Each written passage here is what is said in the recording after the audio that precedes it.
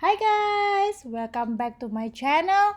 So I'm going to talk about MoviePy installation and the issue that people usually get without realizing that the code is not working. Let's install MoviePy using pip, and be careful when you do like this. It means that it always retrieves the latest version of MoviePy.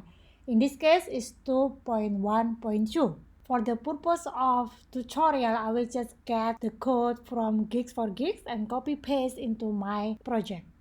As you can see here, many errors popping up. So it seems that it cannot find the function editor or the module editor. Just go to this MoviePy by using command click or control click, depends on your whether you are Mac user or a Windows user. And then if you click the MoviePy itself on this one, then you will see that there is no editor folder nor editor.py file. So it means that MoviePy 2.1.2 remove these namespaces or remove the module of editor. So if we go to PyPy and then check the MoviePy, this is our latest version 2.1.2, and there is seems the breaking changes from version 1 to 2.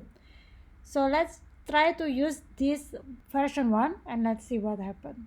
Let's downgrade the version of MoviePy to 1.0.3. Now all of the errors are gone, so it is fixed and we are able to work with this code again.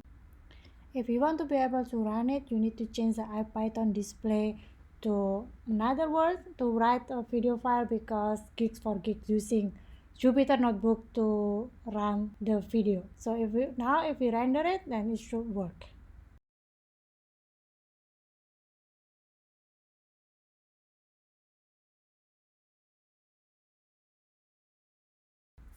Okay, so that's all. Hopefully it helped, and if you need more help and then if you have any more questions, please let me know in the comment.